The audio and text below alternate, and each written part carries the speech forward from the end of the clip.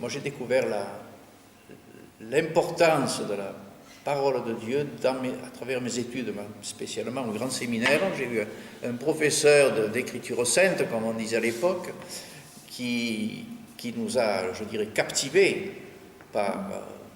il fallait voir sa Bible, hein. Elle était toute griffonnée, il y avait des machins d'écrits partout. Moi j'ai conservé un peu de ça aussi, quand je lis un texte, que j'y médite dessus, je souligne, j'écris à côté, tout ça. Voilà. Et c'est vrai que c'est important de découvrir. La parole de Dieu, c'est jamais fini. Tu lis un texte une fois, 6 mois après tu le relis, tu te dis, mais j'ai jamais lu ce texte. Ben oui, parce qu'on découvre toujours quelque chose de nouveau.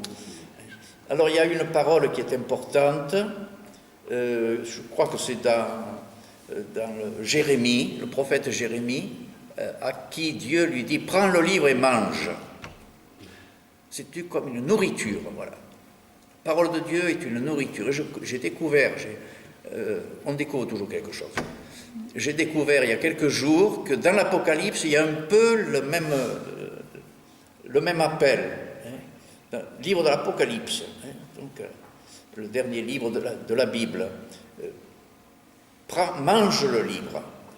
C'est l'ange qui dit ça à Jean, l'auteur de l'Apocalypse, mange ce livre. Voilà. Donc la parole de Dieu, c'est une nourriture.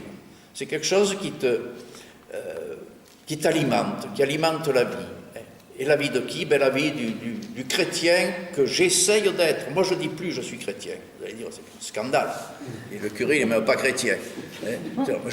Je ne suis pas chrétien, comme je suis français, ou je suis un être humain, mais je le deviens, chaque jour.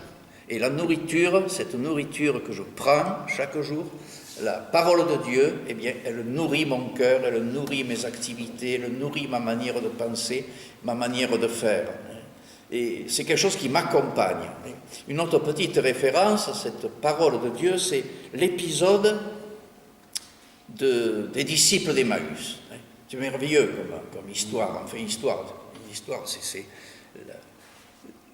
une tranche de vie de Jésus et de ses 2 disciples, où c'est la parole de Dieu qui va leur remonter le moral.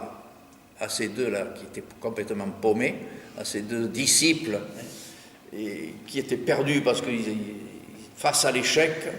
Et voilà, Jésus leur explique. Et puis ils arrivent au restaurant, ils disent, mais notre cœur était-il pas brûlant quand il nous parlait sur le chemin?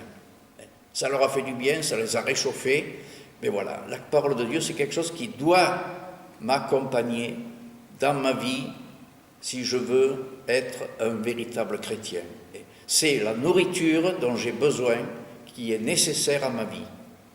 Voilà, alors c'est jamais répétitif.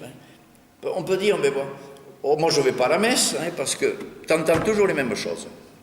Tu entends toujours les mêmes textes.